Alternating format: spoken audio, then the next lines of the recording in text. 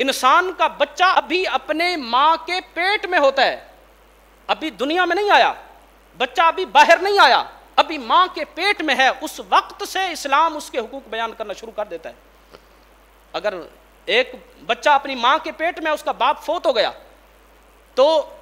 باپ کی وراثت سے اس کے دوسرے بھائیوں کو جتنا ورثہ ملے گا، جتنا حق ملے گا، وہ بچہ جو اپنی ماں کے پیٹ میں ہے وہ برابر حصہ لے گا، اپنے بھائیوں کے برابر اس کو حصہ دیا جائے گا۔ اب دیکھو وہ جنین جو بچہ ابھی پیٹ کے اندر ہے، اسلام نے اس کا بھی حق بیان کیا ہے۔ یعنی ابھی انسان پیدا نہیں ہوتا، اس وقت سے اسلام جو ہے وہ اس کے حقوق بیان کرنا شروع کرتا ہے، یہاں تک کہ جب انسان مر جاتا ہے، روح نکل گئی، یہ جو ہمارا جسم ڈھانچہ ڈیڈ باڈی، اس کے بھی دین اسلام نے حقوق بیان کیے ہیں، یہاں تک کہ غسل دینے کا اجر بیان کیا گیا،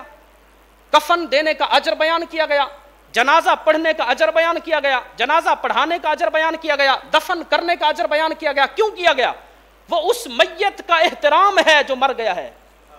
جس کے سینے میں، جس کے دل میں اللہ اور اس کے رسول کی محبت تھی، جو کلمہ پڑھتا تھا، اللہ کو وحدہ لا شریک مانتا تھا۔ ہر بندے کو الگ الگ اجر دیا جا رہا ہے، غسل دینے والے کو الگ اجر دیا جا رہا ہے، کفن دینے والے کو الگ اجر دیا جا رہا ہے، جنازہ پڑھنے اور پڑھانے والے کو الگ اجر دیا جا رہا ہے، دفن کرنے والے کو الگ اجر دیا جا رہا ہے۔ یہ کیوں سارے مسلمانوں کو ایک مرنے والے کے پیچھے لگایا جا رہا ہے؟ اس میت کا احترام ہے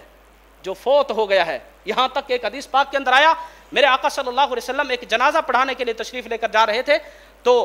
صحابہ اب میت کے اس جنازے کے پیچھے پیچھے تھے،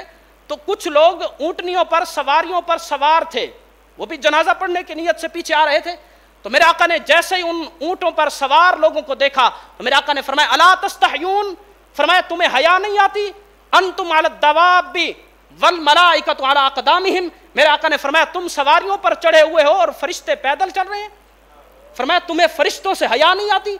تو یہ بات کہہ کر بھی میرے آقا صلی اللہ علیہ وسلم نے کیسا اس میت کا احترام، اس کی عزت کو بیان کیا کہ اللہ کو وحدہ لا شریک ماننے والا، مجھ محمد کا کلمہ پڑھنے والا جب دنیا سے رخصت ہوتا ہے، جب دنیا سے چلا جاتا ہے، یہ نہ سمجھنا صرف مسلمان اس کا جنازہ پڑھنے کے لیے پیچھے پیچھے چل رہے ہیں، اس کی میت کے پیچھے اللہ کے فرشتے بھی ہوتے ہیں۔ فرمایا کہ جب میت کو دیکھو تو سواریوں سے اتر آؤ، فرشتے پیدل ہیں، تم سواریوں پر چڑھے ہوئے ہو، الا تستحیون، تمہیں حیا نہیں آتی؟ تو یہ میت کے حقوق اسلام نے بیان کیے ہیں، دین اسلام نے بیان کیے، یہاں تک کہ جب ایک آدمی فوت ہو جاتا ہے، مر جانے کے بعد قیامت تک اس کی قبر کا احترام کرنے کا ہمیں حکم ہے۔ قبر کا احترام، قبر کے اوپر پاؤں رکھنے کی اجازت نہیں،